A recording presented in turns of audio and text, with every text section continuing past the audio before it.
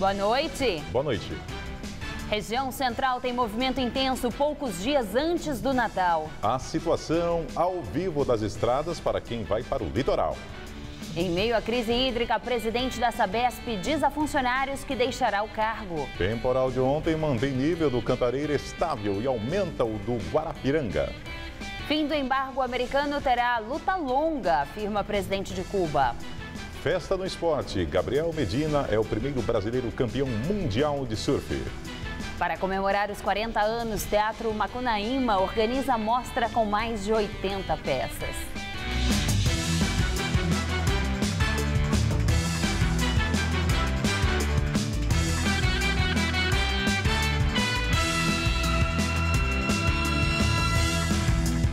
No último fim de semana, antes do Natal, o movimento de consumidores nos centros de comércio popular, como a região do Brás, foi intenso. A passagem de um ônibus na Avenida Celso Garcia chegou a ser bloqueada devido ao grande número de pessoas que invadiram a rua. Já na 25 de março, mesmo debaixo do sol forte, a ladeira Porto Geral ficou cheia de consumidores que deixaram para comprar seu presente poucos dias antes da festa de fim de ano. A expectativa é de que mais de 1 milhão de pessoas passem pela região. De acordo com a Companhia de Engenharia de Tráfego, um esquema especial de trânsito será montado nas vias comerciais da 25 de março até o dia 24 de dezembro. E nos shoppings da capital a situação não é diferente. A repórter Fernanda Azevedo está num da Zona Sul e tem mais informações. Boa noite, Fernanda. Nós estamos nesse shopping aqui da Zona Sul de São Paulo, em Santo Amaro. O movimento já é muito grande aqui de pessoas fazendo compras para o Natal. Num sábado comum é de cerca de 40 mil pessoas, mas os comerciantes esperam 60 mil pessoas neste sábado. E isso é bem maior. E eles dizem que na reta final agora, na segunda, na terça, inclusive na quarta, a expectativa é de movimento grande, aí de até 60 mil pessoas. Cada shopping adota um horário diferente. Esse, no caso, abre mais cedo, abre às 9 da manhã. Tem shopping que fecha mais tarde, fecha às 11, fecha à meia-noite nesse período de Natal. Isso porque a segunda parcela do 13º caiu ontem, né? E o 13º, segundo o Diese, injetou 158 bilhões de reais aí na economia. Mas mesmo assim as perspectivas do comércio são tímidas, viu? Ao Shopping, que é a Associação de Lojistas de Shopping, espera um crescimento, mas um crescimento pequeno de 3%, e eles explicam em uma nota que isso é por causa da conjuntura atual da economia, da alta do dólar.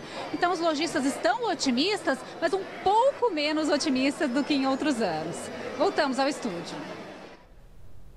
Obrigado, Fernanda. E a CT estima que ao menos 1.600.000 veículos deixem a cidade de São Paulo em direção ao litoral e ao interior do estado na semana do Natal.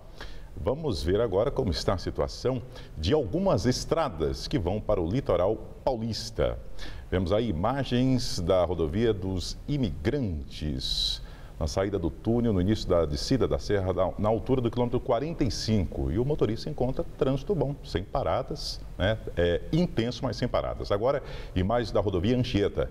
Já lá na chegada ao litoral sul, na região de Cubatão, próximo do quilômetro 56. Bom trânsito nos dois sentidos, tanto quem acessa no sentido capital e no sentido litoral. E fechamos com a imagem da Ayrton Senna, na altura do quilômetro 57. Nesse trecho, a pista liga ao litoral norte pela Mogi Bertioga. Também trânsito, tráfego intenso, porém sem paradas. Portanto, um bom momento para o motorista que pretende acessar o litoral norte nesse fim de semana. O Movimento dos Trabalhadores Sem Teto inaugurou hoje o primeiro condomínio de moradias populares construído sob gestão do MTST e recursos do programa do governo federal Minha Casa Minha Vida Entidades. O ex-presidente Lula esteve na cerimônia de inauguração nesta tarde. O ex-presidente da República atendeu a um convite do coordenador nacional do MTST, Guilherme Boulos. Lula não falou com a imprensa. Ele discursou por cerca de meia hora sobre sua trajetória à frente de movimentos populares e criticou as elites de São Paulo e do Rio de Janeiro, que classificou como preconceituosas. Neste país, tem gente que se incomoda com a ascensão das pessoas mais pobres. Para as pessoas que nascem na Avenida Paulista, isso não significa nada. Para as pessoas que nascem lá no Plano Piloto, em Brasília, isso não significa nada. Para as pessoas que nascem à margem da praia de Copacabana, não significa nada. Mas este país não é feito só por pessoas que moram nesses lugares. Lula participou da entrega simbólica de chaves a 6 das 192 famílias beneficiadas com as primeiras unidades do conjunto habitacional João Cândido, em Taboão da Serra. O empreendimento foi realizado por meio do programa Minha Casa Minha Vida Entidades, criado em 2009. Nessa modalidade, as organizações são responsáveis pela gestão tanto da verba liberada pelo governo federal como das obras. No caso do MTST, integrantes do movimento participaram ativamente na construção do condomínio.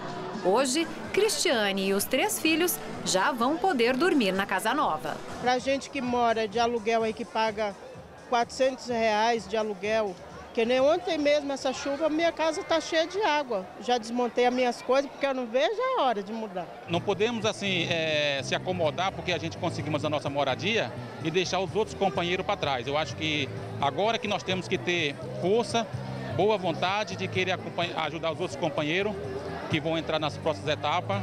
Ao todo, 1.100 unidades de 54 e 63 metros quadrados compõem o complexo habitacional. Apartamentos com metragem superior ao padrão de 39 metros quadrados do programa federal. Isso não é por mágica, isso é porque o projeto e a obra foi gerida pelos futuros moradores organizados no movimento social, né? E aí não houve só a preocupação com o lucro, como é nos outros casos, houve a preocupação com a qualidade do empreendimento. Este é o primeiro complexo habitacional construído sob a gestão do MTST. Outros 192 apartamentos serão entregues no mês que vem. A ordem de distribuição das unidades segue as regras do programa federal, além de critérios estabelecidos pelo próprio MTST, como o engajamento nas ações do movimento.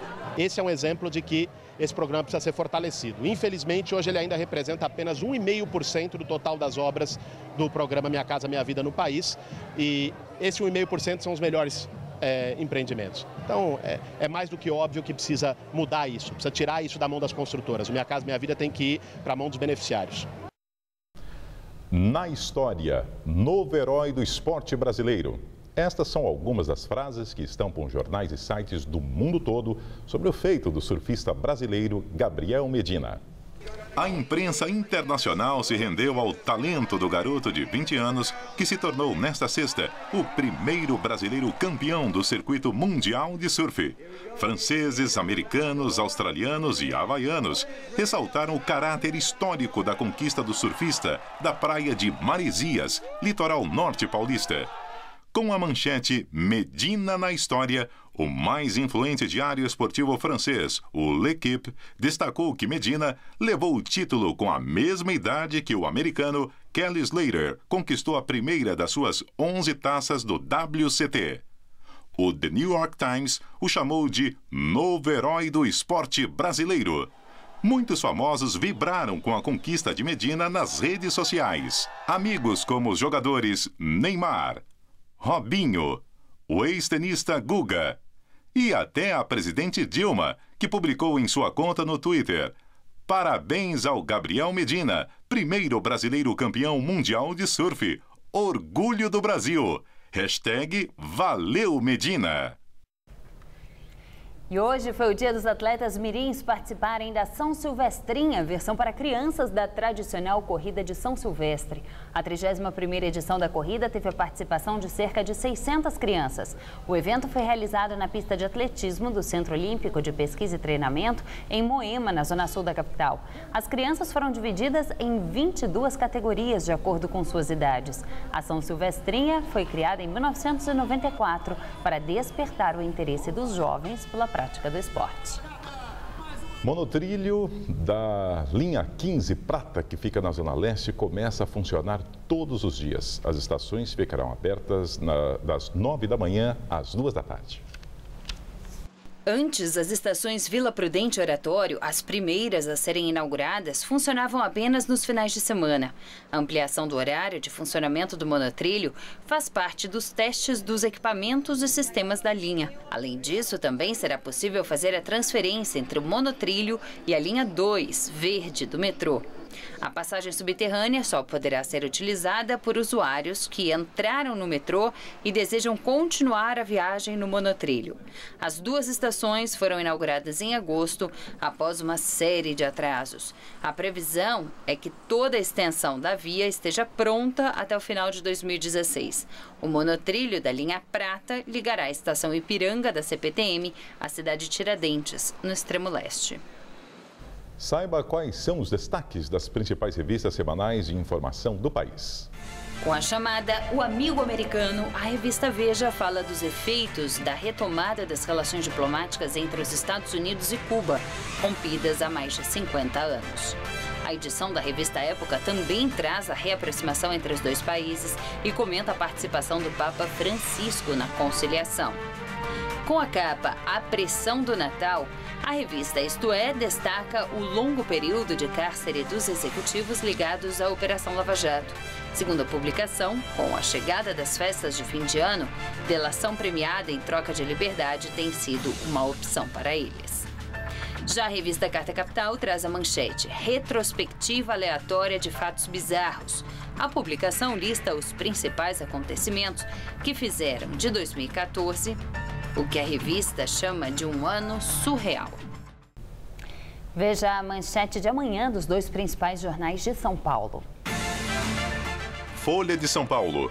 Bancos desafiam justiça e seguram fundos da Lava Jato. Segundo o jornal, as instituições rejeitam transferir recursos de investigados. O argumento é que mexer no dinheiro afetará outros clientes. Já o Estado de São Paulo diz que, sem dinheiro, Petrobras corta investimento em poços. De acordo com a publicação, a estatal reduz o número de sondas em operação de 20 para 7 e provoca crise entre fornecedores, com milhares de demissões. Em meio à crise hídrica, a presidente da Sabesp deixa o cargo em 2015. Dilma Pena já teria enviado uma carta se despedindo dos funcionários da empresa. No documento, a presidente da Sabesp afirma que quando retornar de suas férias, no dia 2 de janeiro, deixará o cargo. O governador Geraldo Alckmin ainda não definiu quem assumirá a presidência da companhia no próximo ano. A relação entre Dilma Pena e o governo do estado ficou desgastada após a crise hídrica. Sob a gestão de Dilma Pena, que está no cargo desde 2011, reservatórios de água que abastecem a Grande São Paulo bateram recordes negativos de armazenamento. E a chuva forte que atingiu São Paulo na sexta-feira ajudou a manter estável o nível do sistema Cantareira. A represa registra volume acumulado de 6,7% neste sábado, o mesmo índice de ontem. Já o nível do Guarapiranga registrou alta de 0,2 pontos percentuais e o índice ficou em 35,7%. Mas no Alto Tietê, nem a chuva ajudou a elevar o índice. A represa, que começou a usar um volume adicional de água nesta semana, está em 10,3% de sua capacidade.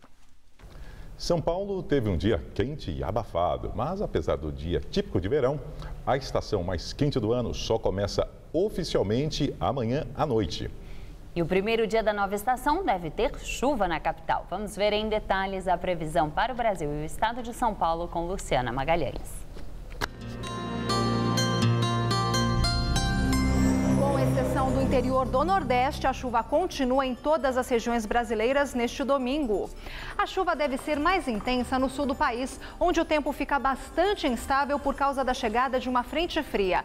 Podem haver temporais na madrugada de hoje, com risco até de alagamentos. Nas demais áreas do Brasil, o sol vem acompanhado de pancadas de chuva. O tempo só fica firme entre o Piauí e o norte da Bahia. Máximas amanhã de 30 graus em Salvador Salvador e de 34 no Rio de Janeiro.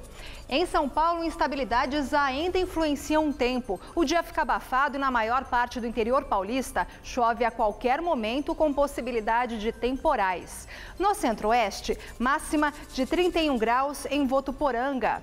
No centro-norte, máxima de 28 graus em São Carlos e de 27 em Ribeirão Preto. E na faixa leste, a chuva é esperada no período da tarde. Máximas de 29 graus em Campinas e também em Sorocaba.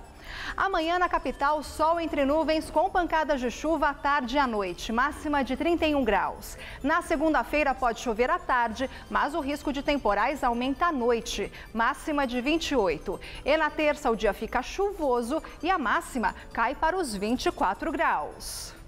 Eu volto na segunda-feira com mais informações sobre o tempo. Tenha um ótimo fim de semana. 3 dias após o anúncio de que os Estados Unidos e Cuba chegaram a acordos para a reaproximação dos dois países, o presidente cubano Raul Castro afirmou que a remoção do embargo dos Estados Unidos imposto ao país deve ser uma luta longa e difícil. As declarações de Raul Castro foram dadas durante o discurso de encerramento da Assembleia Nacional de Cuba. Em primeiro posicionamento desde o anúncio da retomada das relações, ele disse que para que o processo seja concluído, a comunidade internacional precisa exigir o final do embargo que dura desde 1962. Ele também agradeceu ao presidente americano Barack Obama e chamou a iniciativa de decisão justa. As negociações devem começar em janeiro do ano que vem, mas membros do governo americano apostam que as conversas, que deveriam durar meses, serão resolvidas em apenas algumas semanas. Raul Castro confirmou a participação de Cuba na Cúpula das Américas, no Panamá, no ano que vem. Cuba não participava há décadas da cúpula e vários países já tinham ameaçado boicotar o encontro, caso os Estados Unidos continuassem se opondo à participação da ilha caribenha. E teve início na madrugada deste sábado o cessar-fogo das Forças Armadas Revolucionárias da Colômbia, as FARC. A trégua, a primeira desde o começo das negociações de paz em novembro de 2012, é unilateral e permanente. Segundo os guerrilheiros, o cessar-fogo só será interrompido caso suas unidades sejam atacadas pelo exército colombiano. O presidente da Colômbia, Juan Manuel Santos, vinha se recusando a suspender as ações militares, dizendo que os rebeldes usariam um cessar-fogo bilateral para se reagrupar. As negociações de paz têm como objetivo acabar com 50 anos de conflitos que já mataram mais de 220 mil pessoas. A seguir, um dos mais importantes centros experimentais de artes completa 40 anos. Fundado durante a ditadura militar, o Teatro Escola Macunaíma organiza uma mostra com mais de 80 peças.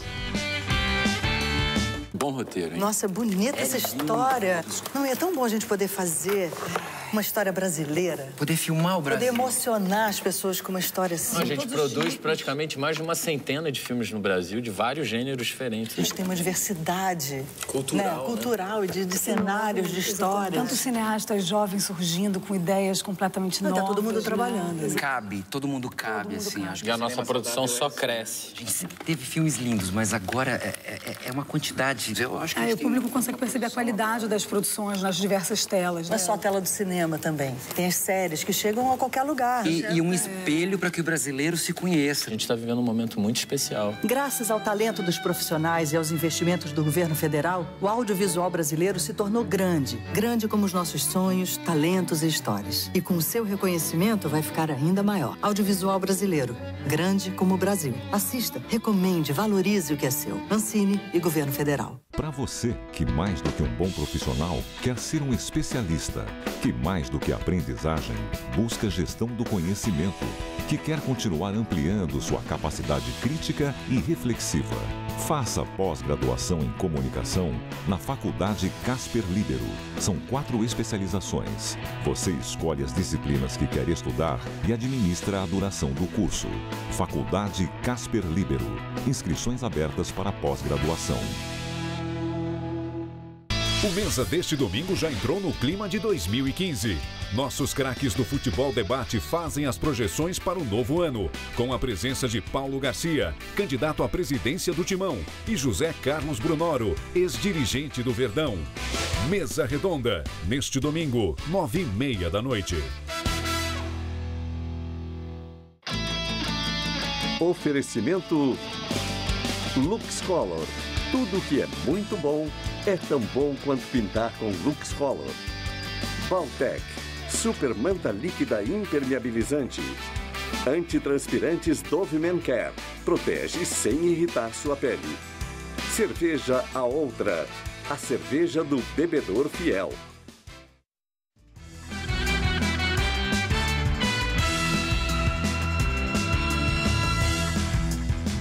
No início do ano, os principais grupos de rolezinhos da capital paulista se comprometeram com a prefeitura para organizar o evento, que já foi motivo de muita confusão na cidade. Depois do acordo, já aconteceram 9 encontros.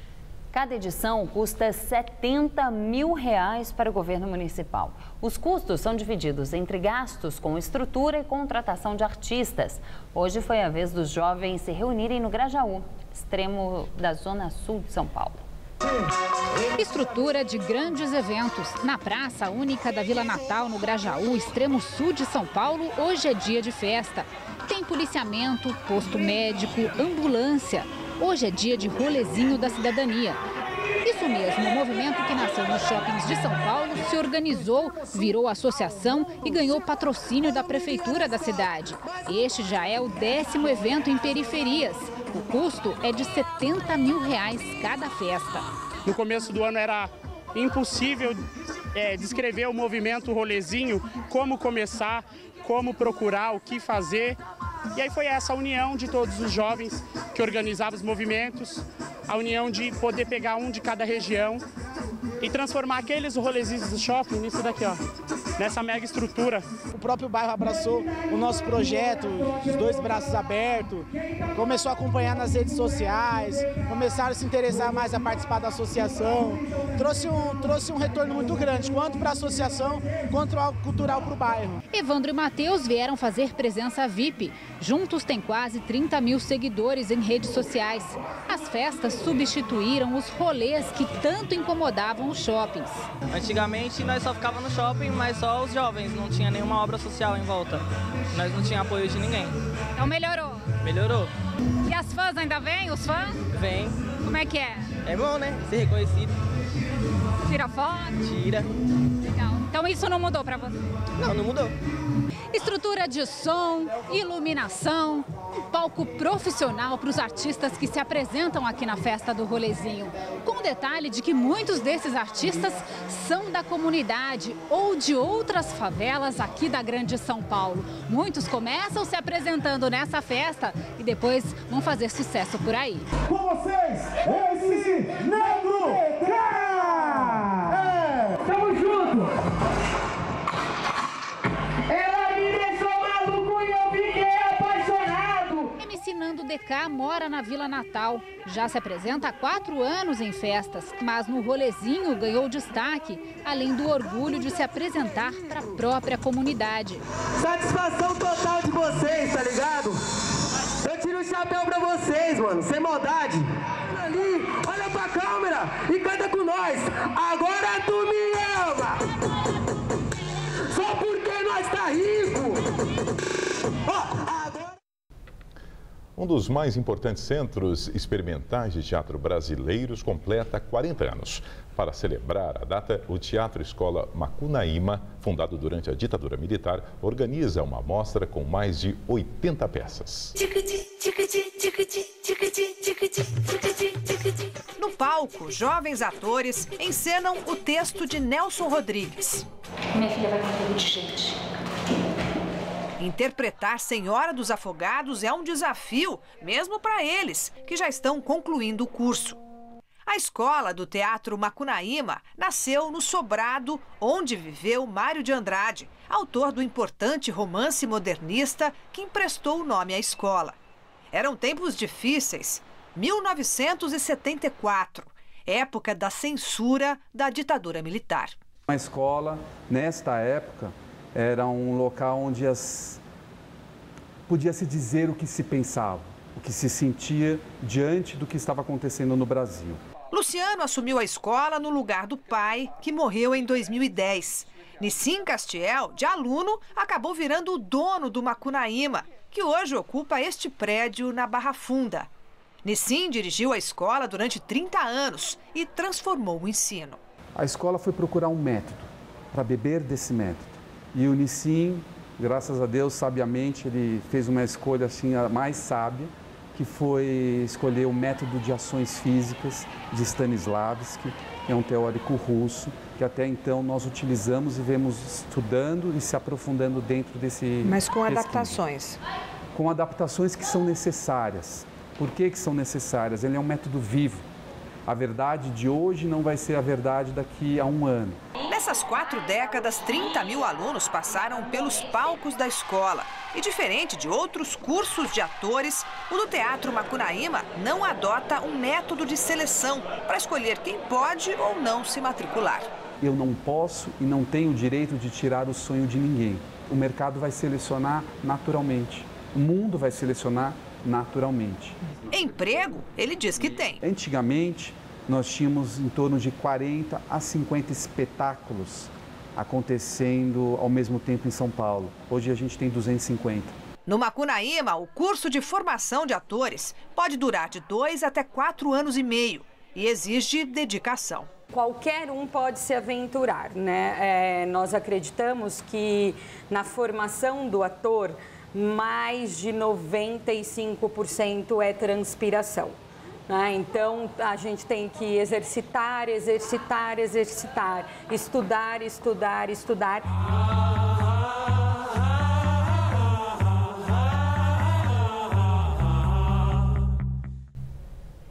A Mostra de Teatro Macunaíma vai até a próxima segunda. As peças em cartaz e os ingressos estão disponíveis no site macunaíma.com.br/mostra.